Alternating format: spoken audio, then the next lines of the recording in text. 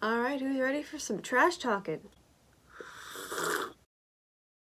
Happy New Year's Eve, everybody.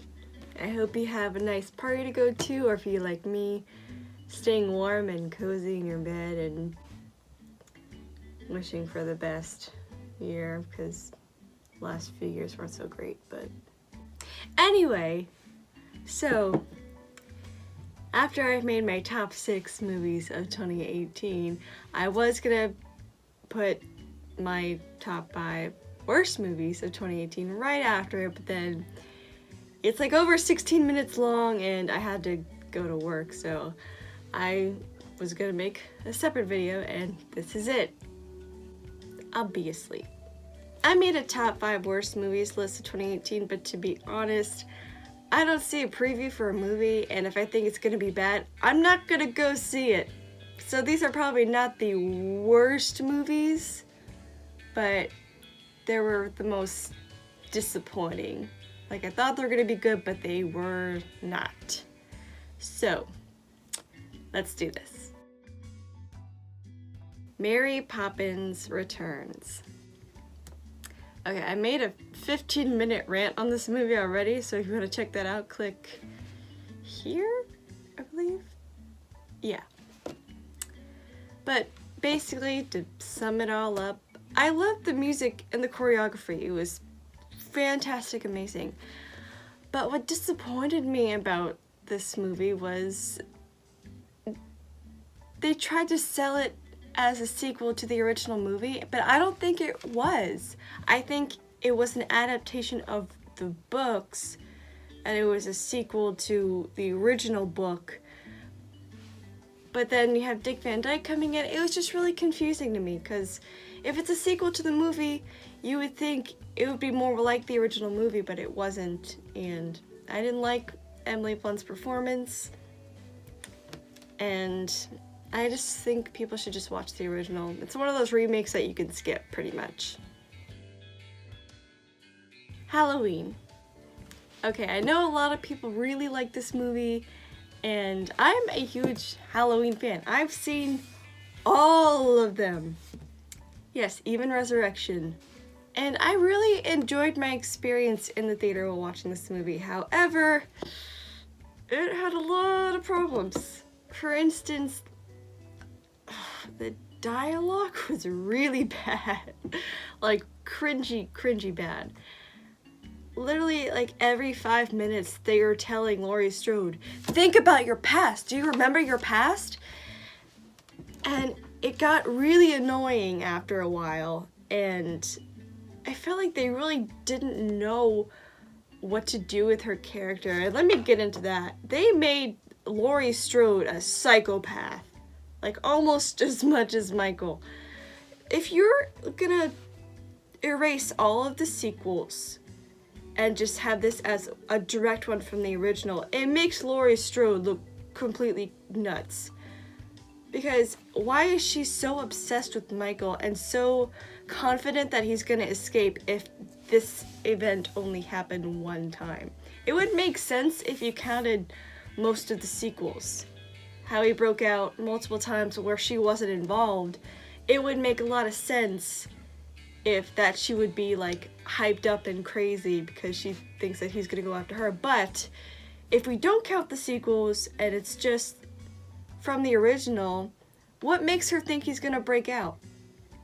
Yes, I know it was a traumatic event that her friends were killed, but I don't understand what makes her think that he's gonna escape very easily after 40 years. It just didn't make sense to me. And it made me feel sad for her character too. I'm like, she had a horrible life. And it's like, you don't want to go back to something and say, hey, remember this character? Well, they had a horrible life and didn't have a happy ending. It's like, we don't want to know that. I kind of liked her story in H2O, where she moved on, she was happy, and then Michael comes back and she's like, oh no, and then she gets flashbacks. I like that story a lot better than this one. And one thing I didn't really like about this movie is that it relied on the nostalgia of the first one. So I'm not saying I completely hated it. I think at certain times it was amazing. Like the opening title sequence, I think that was placed perfectly. It just really made me excited for the movie, and then the rest of it kind of disappointed me. Fantastic Beasts: The Crimes of Grindelwald. J.K. Rowling, what are you doing? You know, I'm a huge Harry Potter fan. I've seen Chamber of Secrets so many times. I know all of the lines word for word. And I liked the first Fantastic Beasts movie. I thought it was really fun. I loved all the characters. I liked the story. I was like, finally, we get a Harry Potter movie in America. So I was excited for the sequel, and oh, it's not good. Well, for one thing, it's not America anymore. They put it back to Europe, and I'm like, it's not fair. Why go all the way back to Europe? But no, what's actually bad about this movie is that it's kind of an insult to the fans. So there's a lot of new magic in it, and I feel like the only reason that it's in it is to impress the audience. And I'm like, we're already Harry Potter fans, we're already here, there's no need to like impress us with new magic. And also the problem with that is some of those new spells or whatever could have helped storylines in the original series. Like there's one instance where Newt blows this powder and he could see events that happened the night before. When I saw that, I was like, that's just dumb. That makes no sense. They could have used that multiple times in the original series. And I've seen solutions where they're like, oh, Newt probably found it from some plant or something. And I'm like, no, don't justify it. Don't try to help out J.K. Rowling. And I just think, I don't know. I think she should just stop while she's ahead. I mean, she's not really ahead anymore, but I think she's trying too hard to get like that peak of Harry Potter back.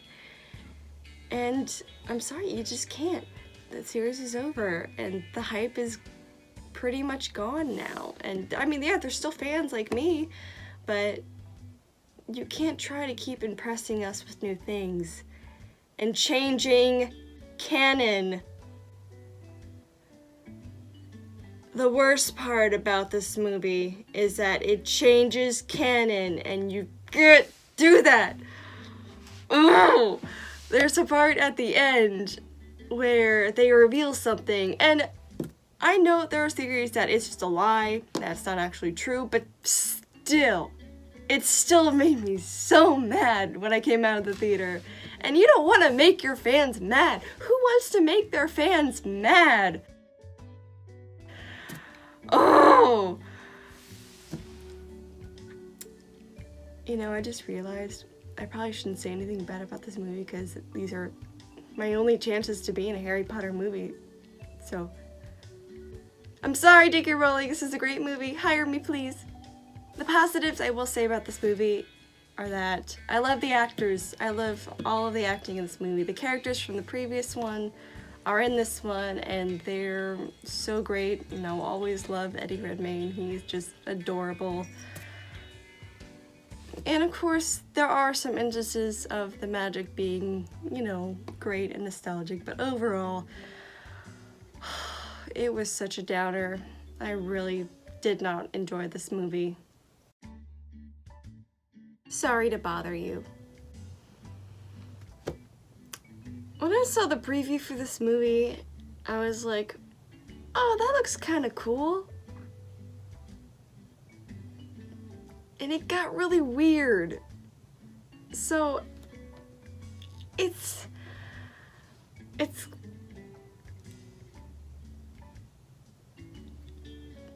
so, Okay, I guess I'll start with the positive. There's one cool transition scene that was really well done. But the whole movie is, if you've ever seen a Charlie Kaufman movie, like Eternal Sunshine of the Spotless Mind, it's kind of like that, but definitely not as good. Okay, so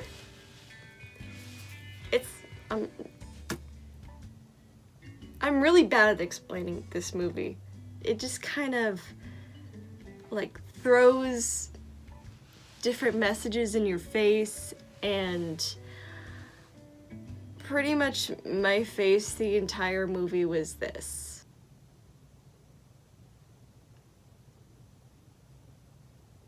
I mean, it was a comedy and I literally did not laugh once. There's this weird twist at the end that you're not gonna predict it. You'll never see it coming, and it's like, what? What? And it's not one of those good twists where you're like, wow, there are so many hints of that, and it's like, it doesn't, I don't want to say, oh, it doesn't make sense, because the whole movie doesn't make sense. And if you've seen the trailer, you've seen, I'm sorry, I forgot the actor's name, but he is black and he does a white man's voice on the phone. And it's so obvious that it's a different actor's voice. And it just made me cringe every time that he does this white voice, because it's so obvious that it's a different voice. It's not like, I'll compare it to BlacKkKlansman, where they did the exact same thing, but John Washington used his same voice. And it's so much better. I don't know what, I know there's some kind of metaphor, some sort of thing that he's trying to say, but I don't know what it was. When you're trying too hard to do some sort of cool metaphor with some weird thing, I don't know. It's not my cup of tea or cup of coffee. Sorry to bother you. Sorry. You bothered me.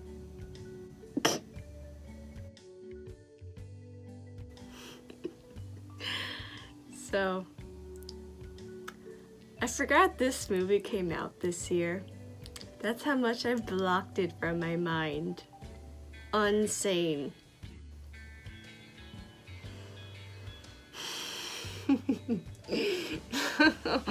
Oh, this movie. This was a movie that I nearly walked out of because it was that bad. And I know there's somebody who's gonna fight me in the comments about this movie. You know who you are. Ian. Okay, so I know it was filmed on an iPhone. I know that, but you didn't have to make it like a first-year college student. Okay, so Claire Foy's character is incredibly stupid. She's just really dumb. I know she's involuntarily committed, but she kept freaking out over small things that would make her look crazy. So of course they're gonna keep restraining you. You just calm down and actually think about the situation and you can get yourself out of it. But no, and I know what the stakes are. I'm not dumb, but I just felt like, what are you doing? Like, if you would have just not freaked out about this and kept your cool, they would not have put you in restraints all the time. I literally just said that. Okay, and she has a stalker, and I felt like the story was very convenient for the stalker. And now I'm gonna get into spoilers, so you've been warned, you've been warned. Okay, so how is it that Claire Foy goes to this clinic because she's freaking out because she thinks that maybe the stalker is going to follow her and find her?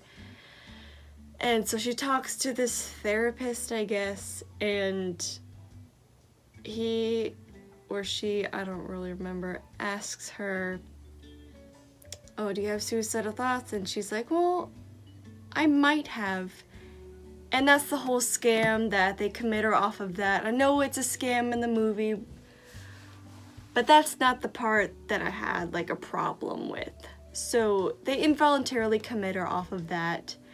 And I thought, what a coincidence it is that her stalker happens to find out about this, or he just happened to be at that hospital.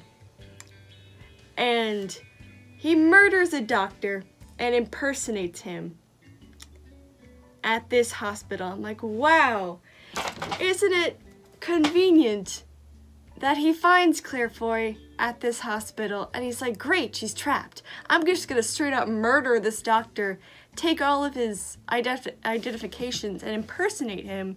By the way, how would he have all that time to do this? And this literally, he only had like, a day? And apparently no one at that hospital knows what that doctor looked like, because the stalker doesn't look like this guy at all. And they're just like, oh, this is Dr. So-and-so. I remember him. I don't remember what he looked like, though. And, of course, Claire Foy is like, that's my stalker. And, of course, everyone's like, you're just crazy. It's so stupid. And then, there's a scene that doesn't belong in the movie. Like, it doesn't serve the story. So Claire Foy accidentally takes the wrong medication, and of course the stalker like switch medication, but again, there's no point in this happening. So she takes it and she starts hallucinating. And they do some really cool iPhone effect. Oh, it's so cool how she's freaking out, and there's this, and I was just like, the only reason this is in this movie is so they can show off this cool iPhone effect that they found. So stupid. Oh my god. And literally, right after that, they know that it was like the stalker guy that did it, and they're like, don't do that again. You shouldn't mix up medications. And literally, he like doesn't even get in trouble. Like nothing happens to him. So it was literally, there's no point in that scene being in the movie at all. And then the rest of the story is like alright, I guess. And the very end. So Claire Foy wins, and she's out of the hospital, you know. And she's at a restaurant, and she's still, you know, paranoid. And so she thinks this guy is her stalker at the restaurant. So she grabs a knife and goes over to him. And then there's a moment where she realizes it's not him and she's wrong. And the editing is so laughably bad. It looked like it was edited by a 12-year-old. It was that bad. I can't even like describe how awful the editing was for the very, very end. Like the last shot, I was just like, this is in a Steven Soderbergh movie? I was like laughing, but I was also like, wow, what a waste of my time. God, I hated this movie so much. You can see it, and yeah, you can disagree with me. I don't care. I hated this movie. I thought it was terrible. Especially coming from Steven Soderbergh, who is a good director. I've seen his other work, and he's good. But this one, it looked like a bad student film to me. That's just my opinion. Chill. So there you go. Those are my top 5 most disappointing movies of 2018. And I don't know how this video ended up being much longer than the first one. Anyway, thank you so much for watching, and thank you so much for watching any of my videos. I know I've only made just like a few, but all of the positive feedback has been really nice and touching, and I'm gonna continue to make videos in 2019. I don't know how long I can last because I only have so many ideas, but y'all's support has been so great, and I really want to give a big thank you to every single one of you who watch my videos. This year has been quite challenging for me. There were a lot of difficult things that I had to deal with, and it's going to continue to be challenging through the new year, but I'm really happy that I started this channel because it's a good distraction, but it's also been really fun, and I'm happy that you guys like my videos, and I hope everyone has a happy new year. Stay safe, and I will see you guys for my next one. Bye.